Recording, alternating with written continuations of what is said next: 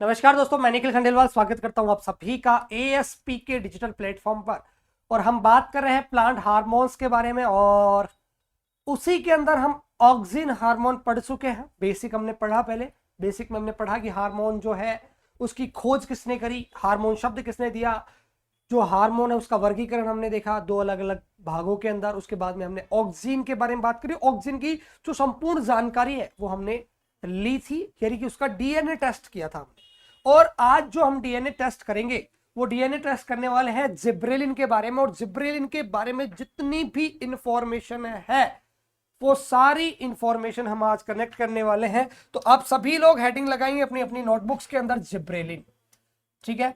तो अभी सभी लोग मेरे साथ में हेडिंग डालेंगे जिब्रेलिन, जिब्रेलिन, ठीक है। अब देखो, जिब्रेलिन प्लांट हार्मोन के बारे में हम बात करने वाले हैं। तो सबसे पहली जो और बेसिक जो बात यहां से निकल के आती है वो बात ये आती है कि इसकी जो डिस्कवरी थी वो किसने करी भाई। देखो, जो जिब्रेलिन है उसकी जो डिस्कवरी है वो कुरोसावा नामक एक साइंटिस्ट थे। एक साइंटिस्ट थे कुरोसावा, जापान के रहने वाले थे। उन्होंने सबसे पहले जिब्रेलिन को क्या किया, डिस्कवर। आपसे पूछा जाए gibberellin is discovered by which scientist, ठीक है। तो उसको जो डिस्कवर्ड किया है वो किया है किसने, कुरोसावा ने। कब किया, 1926 के अंदर किया। और इसकी जो डिस्कवरी की गई थी वो एक फंगस के अंदर, एक कवक के अंदर की गई थी। एक फंजाई के अंदर इसकी डिस्कवरी की गई और उस फंजाई का नाम है जिब्रेला फ्यूजिकोराई। कह जाएगा याद। चलो, तो अपन बात करते हैं सबसे पहले इसके डिस्कवरी के बारे में। वन बाय वन छोटे छोटे यहां से अपन पॉइंट्स पढ़ेंगे। तो सबसे पहला जो पॉइंट है डिस्कवरी या डिस्कवर्ड बाय कुरोसावा या कुरोसावा। और ये कुरोसावा साहब कहाँ के रहने वाले थे, जापान के रहने वाले थे साहब, जापान। इन 1926, इन 1926 इन जिब्रेला फ्यूजिकोराई, इन जिब्रेला जिब्रेला जिब्रेला फ्यूजिकोराई, फ्यूजिकोराई ये एक क्या है, फंगस है। जिब्रेला फ्यूजिकोराई एक फंजाई है। इस जिब्रेला फ्यूजिकोराई जो फंजाई है इसके अंदर इसको डिस्कवर्ड किया गया। तो आपसे पूछा जाए कि gibberellin is discovered in which fungi, तो आपको याद रखना है जिब्रेला फ्यूजिकोराई। फ्यूजू हो गया गे, हाँ इसको ठीक कर लेना। जिब्रेला फ्यूजिकोराई है, क्या है, जिब्रेला फ्यूजिकोराई, ठीक है। इस फंगस के अंदर डिस्कवर्ड किया। अब ये जो जिब्रेला फ्यूजिकोराई जो फंजाई है मेरे दोस्तों, एक प्रकार की क्या है, फंजाई है, आपको याद रखना है। अब ये जो जिब्रेला फ्यूजिकोराई फंजाई है, ये जिब्रेला फ्यूजिकोराई फंजाई राइस के अंदर एक डिजीज पैदा करती है। किसके अंदर, राइस में एक डिजीज पैदा करती है। उस डिजीज का नाम है बकाने डिजीज। क्या नाम है, बकाने डिजीज। और ये बकाने जो डिजीज है ये राइस की फुलिस सीडलिंग डिजीज है। ये एग्जाम के अंदर पूछा भी गया है, ठीक है। तो आपको ये याद रखना है, इसको राइस के अंदर foolish seedling disease, foolish seedling disease के नाम से भी जाना जाता है। तो दो पॉइंट मैं आपको यहां पर क्लियर कर चुका हूं। पहला पॉइंट क्या था, पहला पॉइंट ये था कि जो जिब्रेलिन है इसकी डिस्कवरी किसने करी। तो जिब्रेलिन की डिस्कवरी जिब्रेलिन की जो डिस्कवरी है कुरोसावा ने करी, ठीक है। और जो कुरोसावा ने इसकी डिस्कवरी करी थी वो किसमें करी, तो जिब्रेला फ्यूजिकोराई एक फंगस है उसके अंदर करी। और ये फंगस जो है राइस के अंदर एक डिजीज पैदा करती है। उस डिजीज का नाम है बकाने डिजीज, जिसे foolish seedling disease of rice के नाम से भी जाना जाता है। अब देखिए, ये जो डिजीज है ये अपन बात कर रहे हैं जिब्रेलिन की। तो इस जो जिब्रेलिन टर्म है, डिस्कवरी के बारे में हमने बात कर ली। अब हम बात करने वाले हैं टर्म के बारे में। किसके बारे में बात करने वाले हैं कि साहब ये जो जिब्रेलिन टर्म है ये टर्म किसने दी। तो ये जो टर्म थी, तीन साइंटिस्ट थे, ठीक है। तीन साइंटिस्ट के द्वारा ये टर्म दी गई। एक का नाम था हयाशी, एक का नाम था याबुटा और एक का नाम था कॉनवे, ठीक है। तो first one is Hayashi, Hayashi, Yabuta. दूसरे साइंटिस्ट कौन थे, याबुटा। और थर्ड जो साइंटिस्ट है उनका नाम है कॉनवे। क्या नाम है साहब, कॉनवे। तो कॉनवे साहब, इन तीनों ने मिलकर ये शब्द दिया था। तो आपसे पूछा जाए कि जो जिब्रेलिन टर्म है वो किसने दी, तो हयाशी, याबुटा और कॉनवे ने दिया। डिस्कवरी किसने की, कुरोसावा ने करी। कब करी, 1926 में करी। ठीक है, किस फंजाई में की, जिब्रेला फ्यूजिकोराई फंजाई के अंदर इसको डिस्कवर्ड किया गया। ठीक है, तीनों पॉइंट याद रह जाएंगे।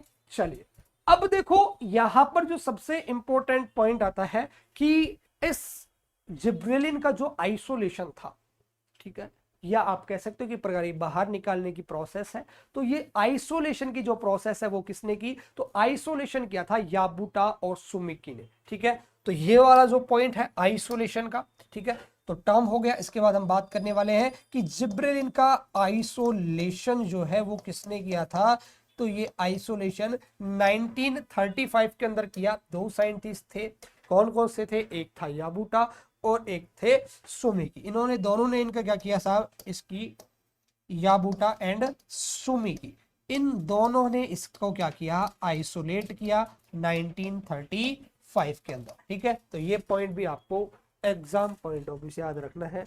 ठीक है, चलिए अब हम बात करेंगे, देखो जिब्रेलिन के अंदर जो एक्टिव इंग्रेडिएंट पाया जाता है, सक्रिय तत्व पाया जाता है, वो सक्रिय तत्व कौन सा होता है, वो सक्रिय तत्व होता है जिब्रेलिक एसिड।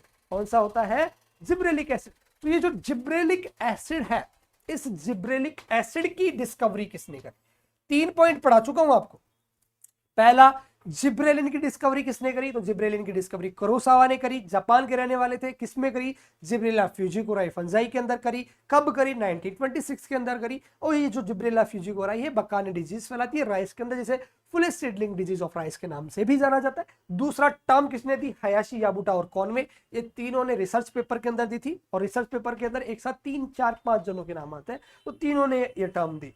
आइसोलेशन यानी कि बाहर निकालने की प्रोसेस, एक्सक्रीशन की जो प्रोसेस है वो याबुटा और सुमिकी ने की। यानी कि यहां पर इस फंगस के अंदर से जो आइसोलेशन किया जिब्रेलिन का, वो किसने किया साहब, याबुटा और सुमिकी ने किया। अब आपसे पूछा जाए कि साहब ये जो GA3 है या जिब्रेलिक जो एसिड है, इसकी डिस्कवरी, तो जिब्रेलिन एसिड की जो डिस्कवरी है या डिस्कवरी GA3 डिस्कवर्ड बाय, यानी कि जो GA3 है उसको किसने डिस्कवर्ड किया, तो आपको याद रखना है वेस्ट और फिनी, दो साइंटिस्ट थे, एक का नाम है वेस्ट और दूसरे का नाम है साहब फिनी। इन दोनों साइंटिस्ट ने, वेस्ट और फिनी, ठीक है, इन दोनों ने इसको डिस्कवर्ड किया था, ये आपको याद रखना है, वेस्ट और फिनी ने। ठीक है, तो ये आपको बहुत इंपॉर्टेंट तरीके से याद रखना है कि साहब जिब्रेलिन एसिड जो है इसकी डिस्कवरी किसने करी, वेस्ट एंड फिनी ने इसकी क्या कर दी भाई, डिस्कवरी। अब ये जो जिब्रेलिक एसिड है इसको डिस्कवर्ड जो किया गया था, वो डिस्कवर्ड किसके अंदर किया गया, ये आपको याद रखना है। देखो बहुत इंपॉर्टेंट लाइन है, ये जो डिस्कवर किया ना, ये डिस्कवर किया था रनर्स बी के कच्चे बीजों में, in the immature seed, in the immature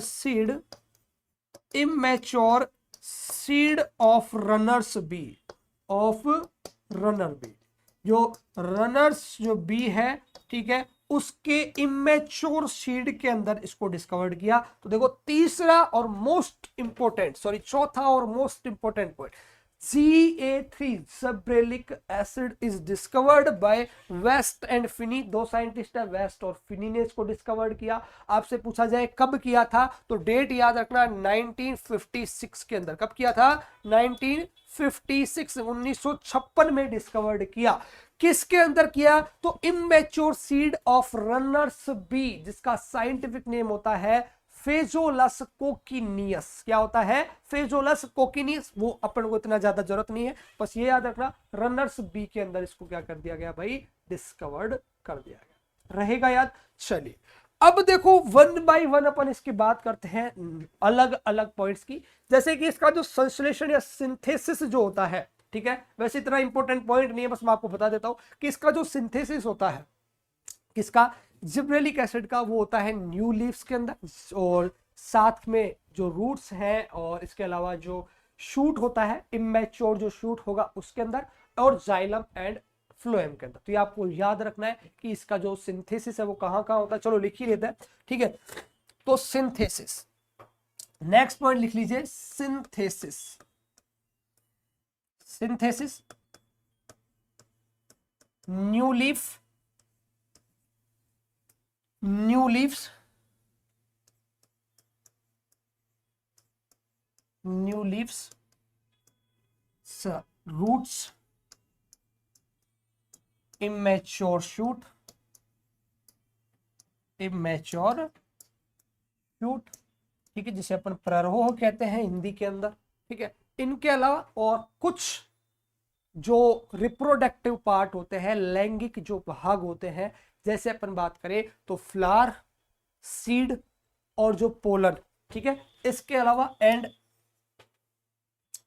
reproductive reproductive reproductive parts like flower, seed and pollen. यहां पर इसका क्या होने वाला है भाई, सिंथेसिस होने वाला, ठीक है। तो ये आपका नेक्स्ट पॉइंट हो गया। अब देखो अपन बात करें तो जिब्रेलिन के कुछ क्या है, ट्रेड नेम है, कुछ क्या है, कॉमर्शियल नेम है। तो आपको इनके ट्रेड या फिर आप कह सकते हो कि जो कॉमर्शियल नेम है उनके नाम भी याद रखना है। तो देखो जिब्रेलिन को अलग अलग 4 से 5 नामों के द्वारा जाना जाएगा। एक तो सबसे इंपॉर्टेंट GA3 के नाम से, यानी जिब्रेलिक एसिड के नाम से इसको जाना जाता है। इसके अलावा इसको प्रोगिब के नाम से, किसके नाम से, प्रोगिब के नाम से इसको जाना जाता है।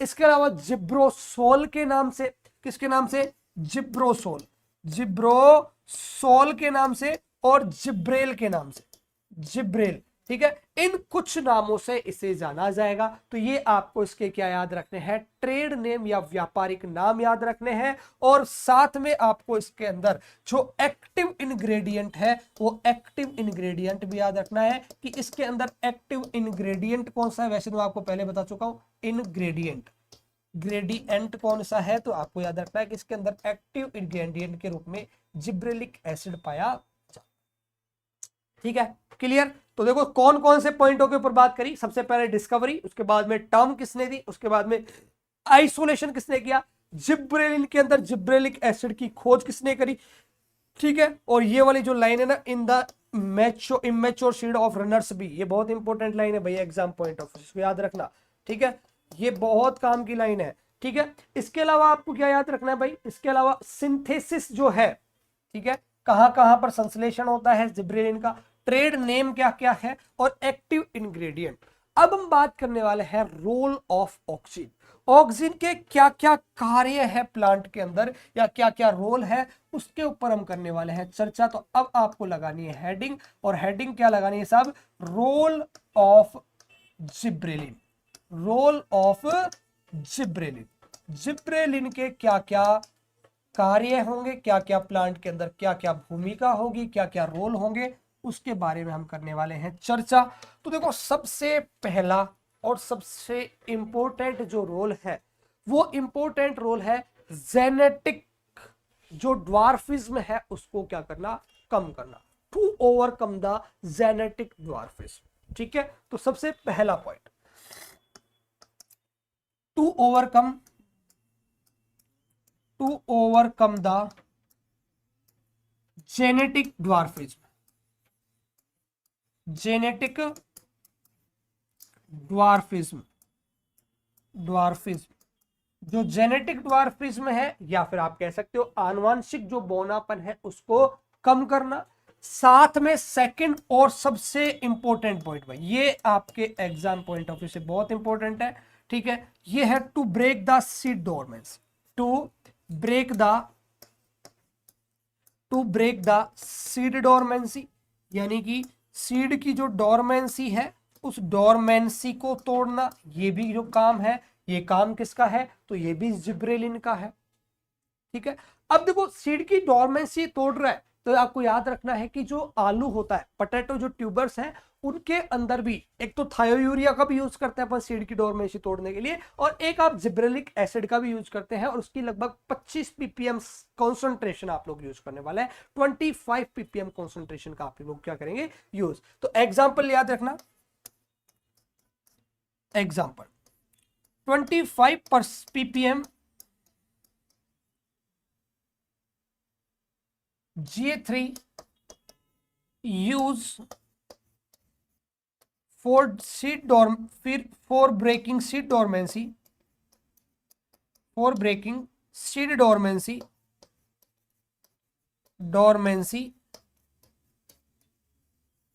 इन पोटैटो के अंदर अपन इसकी कितनी मात्रा काम लेते हैं भाई? 25 ppm मात्रा काम लेंगे।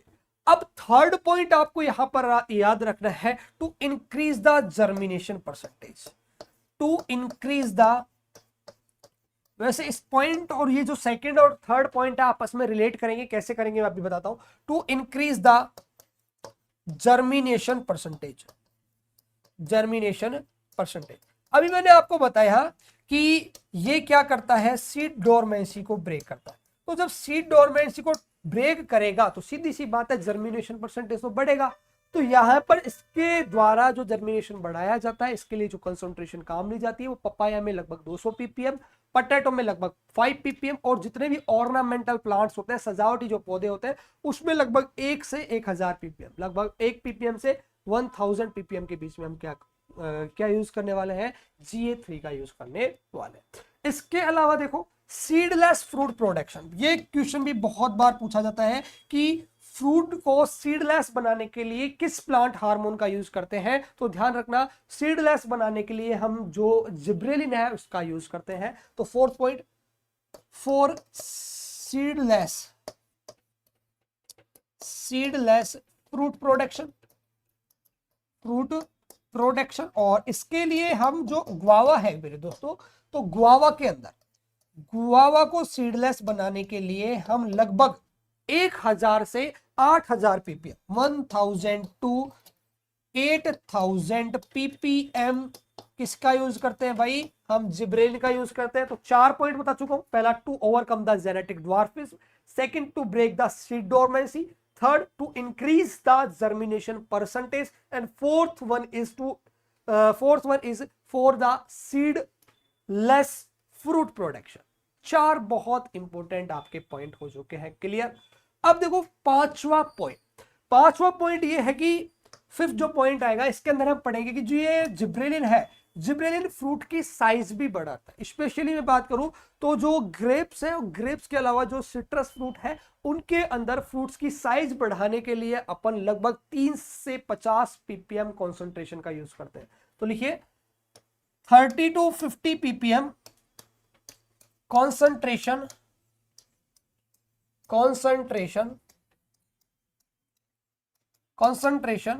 is used for increase the size of fruit, in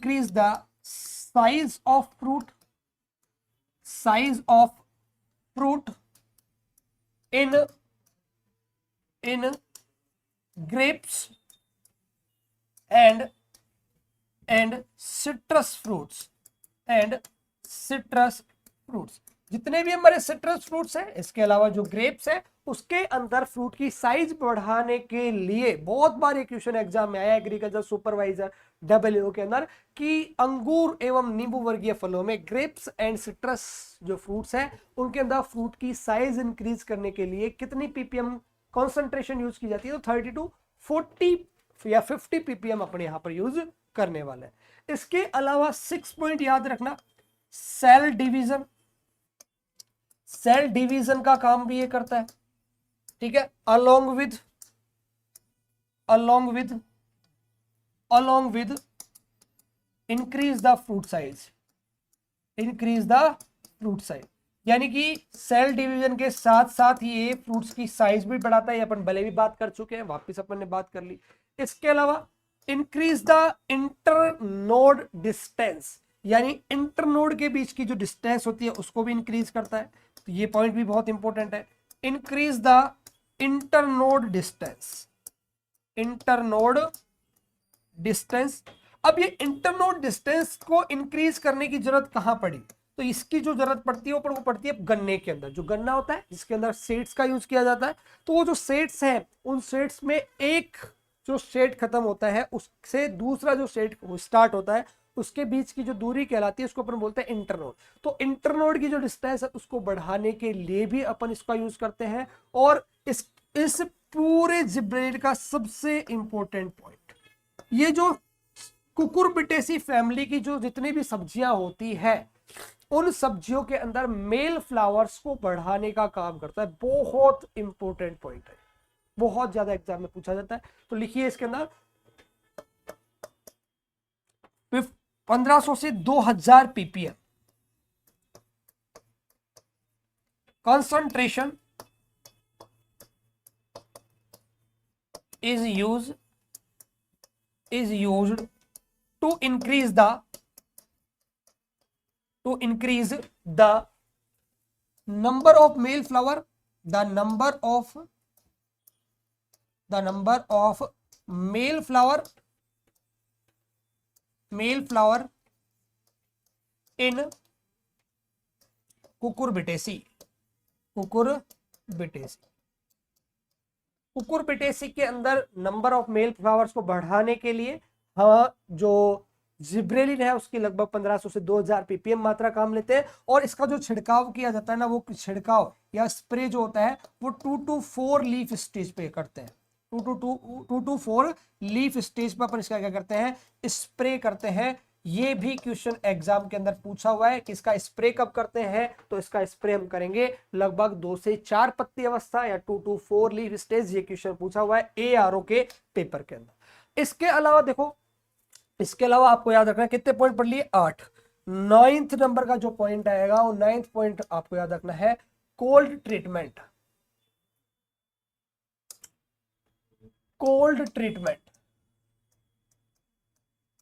शीत उपचार बोलते हैं उसको, क्या बोलते हैं, शीत उपचार। तो जो कोल्ड ट्रीटमेंट है कैबेज और कॉलीफ्लावर को, cold treatment of cabbage and cauliflower, cabbage और कॉलीफ्लावर के अंदर जो कोल्ड ट्रीटमेंट है वो भी किसके द्वारा होता है, कंप्लीट वही जिब्रेलिन के द्वारा होगा। इसके अलावा 10th पे आपको याद रखना है फ्रूट सेटिंग। क्या याद रखना है, फ्रूट सेटिंग, यानी कि ज्यादा से ज्यादा फल लगे, ठीक है। ये भी काम कौन करेगा, अपने जिब्रेलिन करेगा। और इसके लिए इसकी कितनी कंसंट्रेशन काम में लेते हैं, 15 से 20 ppm। कितनी ppm, 15 to 20 ppm कॉन्सेंट्रेशन जो है वो आप यूज करेंगे किसके लिए, फ्रूट सेटिंग के लिए।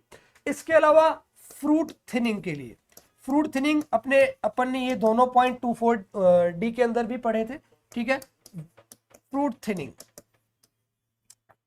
NAA के अंदर भी पढ़े थे। अब देखो फ्रूट थिनिंग के लिए यहां पर 60 ppm मात्रा का अपन यूज करने वाले हैं। कितनी ppm, 60 ppm इन ग्रेप्स के अंदर अगर 60 ppm आप लोग किसका छिड़काव कर रहे हैं, ग्रेप्स का सॉरी जिब्रेलिन का, तो वहां पर क्या हो जाएगा, फ्लावर्स की ड्रॉपिंग हो जाएगी, जिसे अपन फ्रूट थिनिंग के नाम से जानते हैं, ठीक है। ये सारे जो टर्म है ये हम पिछली क्लास में पढ़ चुके हैं। फ्रूट थिनिंग क्या है, फ्रूट सेटिंग क्या है। तो आप अगर नए स्टूडेंट्स हैं तो पिछला वीडियो जरूर देखें, ठीक है। उसके बाद में ये जो क्लास है वो बहुत अच्छे से आपको आएगी समझ, ठीक है। चलिए अब हम आगे बात करने वाले हैं और आगे हम बात करेंगे साइटोकाइनिन के बारे में। जब तक एक बार आप इसको लिखेंगे उसके बाद हम आगे बढ़ते हैं।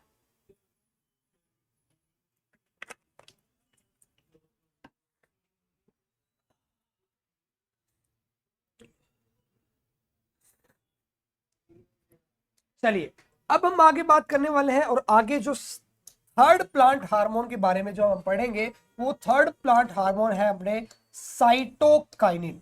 कौन सा है साहब, साइटोकाइनिन।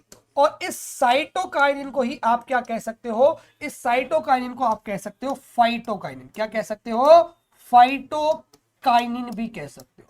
तो दोनों बात एक ही है, साइटोकाइनिन को ही फाइटोकाइनिन भी कहा जाता है, इसी को जुवेलाइन हार्मोन भी कहेंगे। कैसे कहेंगे भी अपन बात करने वाले हैं। तो आप लोग हेडिंग लगाएंगे साइटोकाइनिन। अब देखो साइटोकाइनिन को भी बिल्कुल बेसिक से स्टार्ट करेंगे, किसकी डिस्कवरी किसने करी, टर्म किसने दी, क्या क्या काम करेगा ये प्लांट के अंदर, सारे के सारे जो पॉइंट है उनको वन बाय वन हम पढ़ने वाले हैं। देखो सबसे पहले हम बात करेंगे डिस्कवरी। तो आपको याद रखना है कि इसकी जो डिस्कवरी है वो मिलर और स्कूग ने की थी 1955 में। तो फर्स्ट पॉइंट आपको लिखना है, it is discovered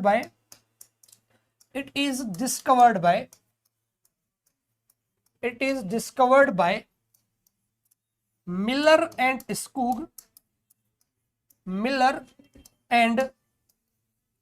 Skoog in 1955, यानी कि 1955 के अंदर इसको डिस्कवर्ड किया। और डिस्कवर किसने किया था? मिलर और स्कूग, दो साइंटिस्ट थे, उन्होंने इसको डिस्कवर किया। ठीक है, अब आपसे पूछा जाए कि शब्द किसने दिया, तो शब्द की बात कर लेते हैं। तो लिखिए the term cytokinin is firstly used by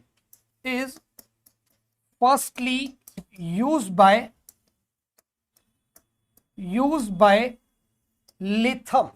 किसने ली थी साहब? लेथम ने दी थी। ठीक है, तो लेथम जो थे उन्होंने शब्द जो है साइटोकाइनिन उसका यूज किया। कब किया? 1963 में। कब किया है? 1963 के अंदर यूज किया है। तो दोनों पॉइंट क्लियर हुए। फर्स्ट पॉइंट मैंने आपको बताया कि इसको डिस्कवर्ड किसने किया, तो डिस्कवर्ड किया मिलर एंड स्कूग ने। कब किया? 1955 के अंदर किया। आपसे पूछा जाए the term cytokinin is firstly used by, या फिर आप बोल सकते हो इज गिवन बाय, तो आप लोग बोलोगे कि लिथम ने जो शब्द दिया था। अब देखो थर्ड पॉइंट, इसका जो सिंथेसिस होता है, साइटोकाइनिन का जो सिंथेसिस होता है, वो सिंथेसिस कहां होता है? तो सिर्फ और सिर्फ यहां पर आपका एक छोटा सा आंसर होना चाहिए कि साहब इसका सिंथेसिस जो होगा वो होता है मोस्ट ऑफली रूट टिप्स के अंदर। रूट जो टिप्स है वहां पर सबसे ज्यादा क्या होता है? साइटोकाइनिन का सिंथेसिस होता है। और लास्ट पॉइंट नोट लगा के लिखना है आपको, cytokinin is also known as ज्वेलाइन hormone. Cytokinin is also known as जुवेलाइन हार्मोन।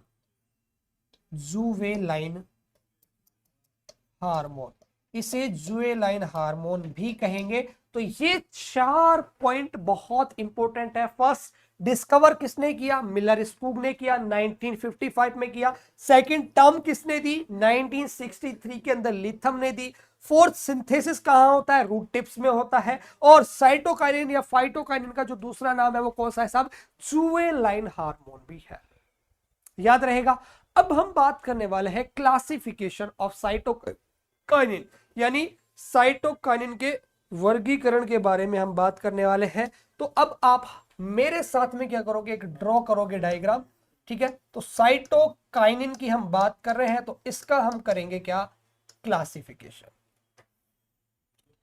चलिए देखो, साइटोकाइनिन को भी अलग अलग दो कैटेगरी के अंदर बांटा गया है। पहला है अपना नेचुरल साइटोकाइनिन, और जो सेकंड है वो कौन सा है साहब? सिंथेटिक। तो फर्स्ट आप जो लिखेंगे वो लिखेंगे नेचुरल साइटोकाइनिन।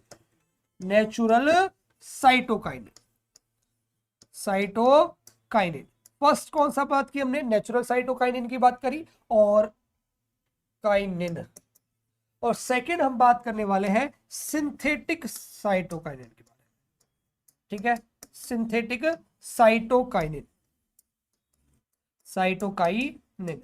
अब नेचुरल तो सिंपल सी बात है कि वो प्लांट के अंदर नेचुरल प्रोड्यूस होगा, और सिंथेटिक जो है ये कहीं ना कहीं से संश्लेषित या कृत्रिम रूप से क्या होगा? निकाला जाएगा या फिर बनाया जाएगा। अब देखो यहां मैं बात करूं नेचुरल साइटोकाइनिन के अंदर, तो यहां पर अपन इनके वन बाय वन पढ़ने वाले हैं एग्जाम्पल। क्या पढ़ने वाले हैं? वन बाय वन एग्जाम्पल्स बात करने वाले हैं। तो देखो नेचुरल साइटोकाइनिन का जो सबसे बेस्ट और फर्स्ट जो एग्जाम्पल आता है वो आता है साहब जियाटिन। कौन सा आता है? जियाटिन। अब साहब ये जो जियाटिन है प्यारे दोस्तों, इसको सबसे पहले जो डिस्कवर किया था वो डिस्कवर किया था साहब किसने? स्कूग ने। किसने किया था? स्कूग ने। और जियाटिन की जो डिस्कवरी की गई थी वो डिस्कवरी की किसमें की गई थी भाई? जियाटिन की थोड़ी स्पेलिंग को ठीक करेंगे, GE आएगा ये, है ना, ZE, जियाटिन। हाँ, अब ये जो जियाटिन की जो डिस्कवरी की गई थी वो 1964 के अंदर की गई, और इसको जो डिस्कवर किया वो स्कूग ने किया था, और इसकी जो डिस्कवरी हुई थी वो मेज के अंदर हुई थी। आपको याद रखना है, कई बार पूछते हैं इसकी डिस्कवरी के बारे में, तो इसके अंदर आप थोड़ा सा एरो लगा के लिखेंगे, it is discovered by, it is discovered by, it is discovered by Skoog, Skoog in 19, हाँ आ जाएगा, इन 1964 इन मेज। ये सबसे इंपॉर्टेंट पॉइंट याद रखना है कि किसके अंदर डिस्कवरी हुई थी, तो मेज के अंदर डिस्कवरी हुई थी। एक क्वेश्चन बहुत बार एग्जाम में पूछा गया है, तो ये आपको याद रखना है। दूसरा जो इसका एग्जाम्पल आएगा वो आएगा आइसोपेंटाइल अधेनिन, ठीक है। दूसरा कौन सा आएगा? Isopentyl adenine, IPA। दूसरा एग्जाम्पल कौन सा आ जाएगा? Isopentyl adenine. ये दो एग्जाम्पल आपको याद रखना है, पहला है अपना कौन सा? जियाटिन, और दूसरा है आइसोपेंटाइल अधेनिन। कौन सा है? Isopentyl adenine. ये दोनों एग्जाम्पल आपको याद होने चाहिए, ठीक है। अब देखो यहां अपन बात करने वाले हैं, यहां अपन बात करेंगे सिंथेटिक जो साइटोकाइनिन है इसके एग्जाम्पल्स के बारे में, और इसका जो सबसे इंपॉर्टेंट एग्जाम्पल है वो एग्जाम्पल कौन सा साहब? काइनेटिन है। कौन सा है? सबसे इंपॉर्टेंट है काइनेटिन, काइनेटिन। ये जो काइनेटिन है, इस काइनेटिन को जो डिस्कवर्ड किया था वो डिस्कवर्ड किया था स्पर्म सेल से, ठीक है। किससे डिस्कवर किया गया था? स्पर्म सेल से डिस्कवर्ड किया था, या आप कह सकते हो कि स्पर्म के DNA से इसको डिस्कवर्ड किया गया या इसको निकाला गया, ठीक है। तो ये याद रखना, it is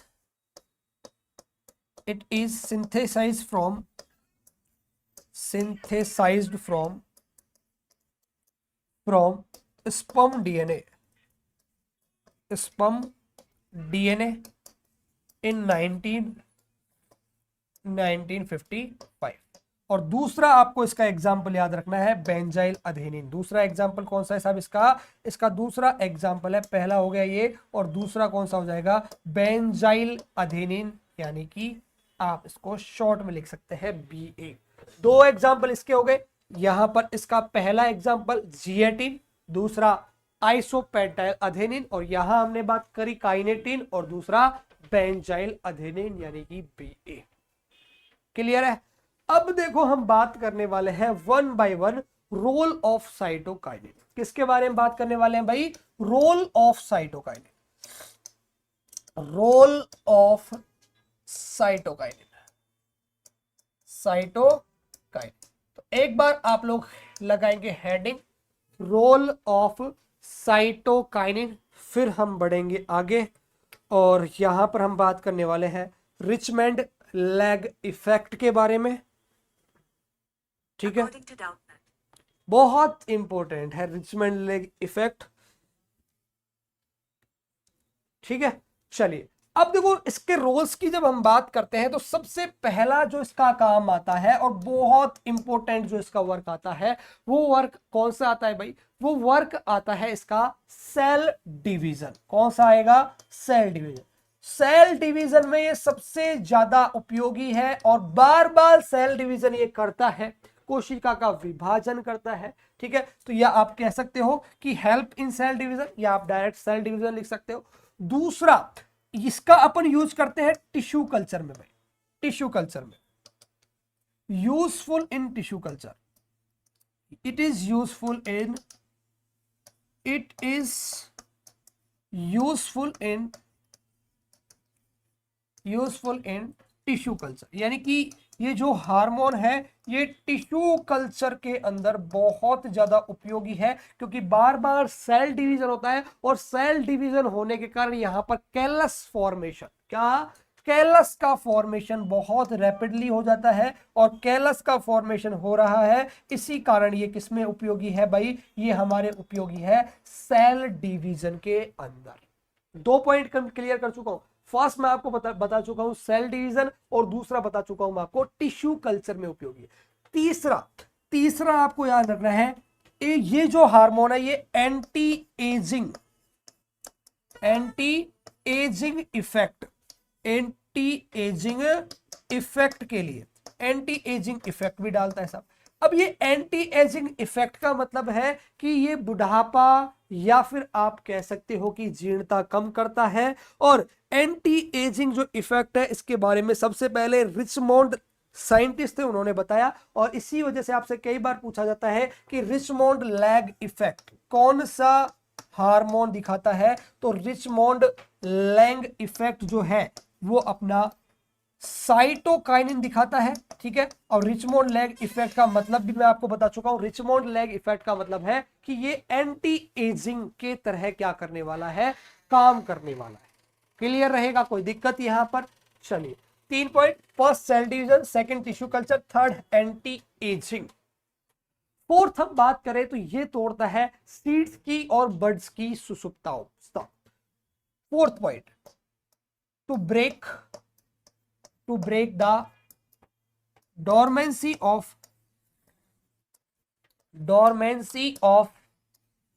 seeds and buds, यानी कि जो कलिकाएं होती है, बर्ड्स होती है उनकी, और साथ में जो सीड्स होते हैं उनकी क्या करता है, सुसुप्ता अवस्था डोरमेंसी को ब्रेक करने का काम करता है। पांचवा पॉइंट याद रखना आप, it increase the amount of oil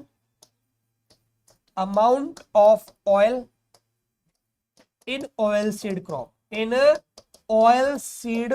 crop, यानी जितनी भी ऑयल सीड क्रॉप्स है, तिलहनी फसलें हैं, उन तिलहनी फसलों के अंदर ये ऑयल की मात्रा को बढ़ाने का काम करेगा। और लास्ट और सबसे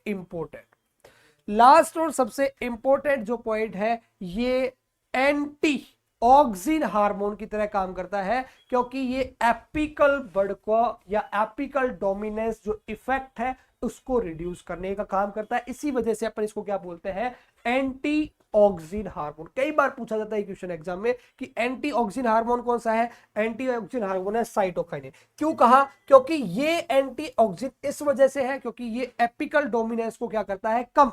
और हमने ऑक्सिन में पढ़ा था कि ऑक्सिन क्या करता है, एपिकल डोमिनेंस बढ़ाता है, ये कम कर रहा है, तो उसके विपरीत हो गया। इस वजह से अपन ने इसको क्या कह दिया, एंटी ऑक्सिन हार्मोन कह दिया। तो आपको ये यहां पर याद रखना है कि it reduce the apical dominance effect, ठीक है। तो यहां पे लिखिए, it reduce the apical dominance effect, that's why it is also known as anti-auxin hormone, इसी वजह से अपन इसको क्या बोलते हैं भाई, एंटी ऑक्सिन हार्मोन भी कहते हैं। क्लियर? तो ये हमारा ऑक्सिन और ये हमारा जो साइटोकाइनिन और जिब्रेलिन दोनों जो हार्मोन है वो होते हैं कंप्लीट। तो एक बार इन हार्मोन्स को कर लेते हैं 5G की स्पीड से रिवाइज, फिर करेंगे इस क्लास को खत्म, ठीक है। चलिए देखिए, यहां हमने आज जो क्लास स्टार्ट करी वो क्लास स्टार्ट करी थी जिब्रेलिन से। कहां से स्टार्ट करी थी भाई, जिब्रेलिन से स्टार्ट करी। और मैंने आपको बताया जो जिब्रेलिन है इसकी जो डिस्कवरी थी वो कुरुसोवा ने करी। और जो कुरुसोवा साहब थे इन्होंने इसको कब डिस्कवर्ड किया था, ये आपको याद रखना है, 1926 में। और किस फंजाई के अंदर इसकी डिस्कवरी हुई थी, जिब्रेला फ्यूजिकोराई एक फंगस है, उस फंगस के अंदर इसकी डिस्कवरी हुई। और ये जो फंगस है ये राइस के अंदर या धान के अंदर एक डिजीज पैदा करती है, उस डिजीज का नाम है बकाने डिजीज, जिसे full seedling disease of rice के नाम से भी जाना जाता है।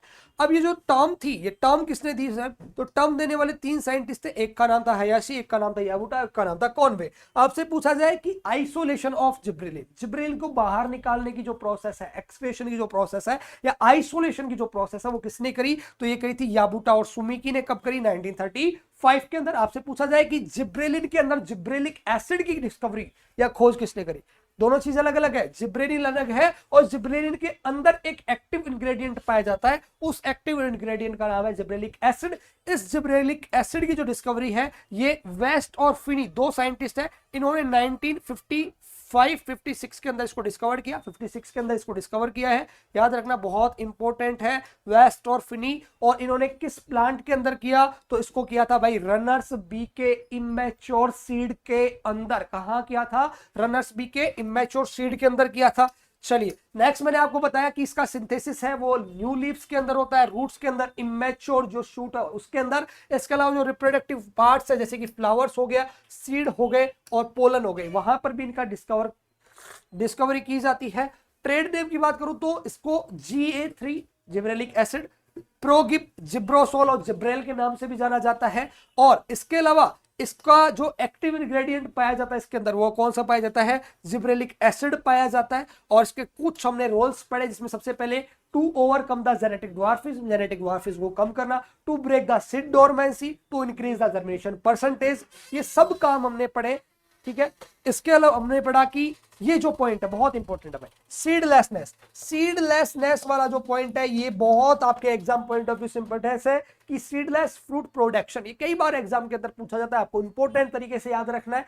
चलिए इसके बाद देखिए हमने बात करी किसके बारे में, इसकी जो 30 से 50 ppm मात्रा है, कंसंट्रेशन है, वो यूज की जाती है ग्रेप्स के अंदर और सिट्रस फ्रूट्स के अंदर साइज को इंक्रीज करने के लिए। Cell division along with increase of the sizes of the fruit. इसके अलावा इंक्रीज द इंटरनोड डिस्टेंस को बढ़ाने के लिए भी इसका यूज करते हैं। और 1500 से 2000 ppm मात्रा है इसकी, ठीक है, यह कंसंट्रेशन है। ये हम जो कुकुरबिटेसी फैमिली के जितने भी प्लांट्स हैं उनके अंदर मेल फ्लावर जो है उसकी संख्या बढ़ाने के लिए यूज करते हैं। ये एग्जाम पॉइंट ऑफ व्यू से बहुत इंपॉर्टेंट क्वेश्चन है। यहां से ये भी पूछा जाता है कि जो मेल फ्लावर है कुकुरबिटेसी के अंदर उसकी संख्या बढ़ाने के लिए जो अपन जिब्रेलिन का छिड़काव करते हैं वो कब करते हैं, तो 2 to 4 लीफ स्टेज पर इसका छिड़काव करेंगे, ये भी आपको याद रखना है। इसके अलावा 2-3 पॉइंट और है, कोल्ड ट्रीटमेंट वाला कई बार पूछ लिया जाता है। इसके अलावा आपसे मैकेनिकल ट्रीटमेंट पूछा जाता है, फ्रूट सेटिंग और फ्रूट थिनिंग, ये आपको याद रखनी है।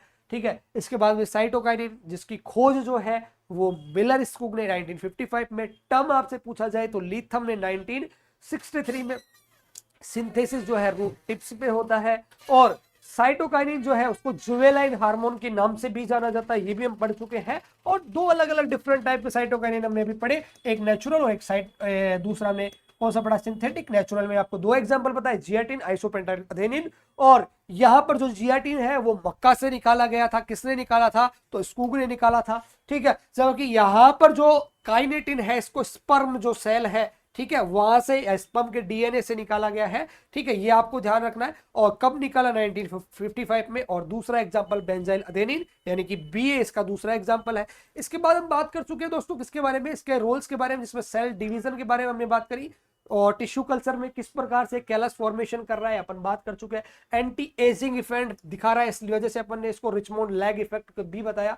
और सीड डोरमेंसी को ब्रेक करता है, ये हम इसकी बात भी कर चुके हैं। इसके अलावा it increase the amount of the oil in oilseed crop यानी कि तिलहनी फसलों के अंदर तेल की मात्रा भी बढ़ाता है। और लास्ट पॉइंट हमने पढ़ा कि ये जो हार्मोन है ये एपिकल डोमिनेंस का इफेक्ट को कम करता है, इस वजह से अपन ने इसको एंटीऑक्सीडेंट हार्मोन भी कहा। तो ये जो है कंप्लीट दोनों हार्मोन हो चुके हमारे, जिब्रेलिन और साइटोकाइनिन। ठीक है, तो ये हमारी आज की क्लास यही होती है समाप्त। ठीक है, अगर क्लास अच्छी लगती है तो आप लोग लाइक कर सकते हैं और चैनल पे अगर पहली बार आ रहे हैं तो चैनल को जरूर सब्सक्राइब करें। आज के लिए इतना है दोस्तों, तहे दिल से धन्यवाद।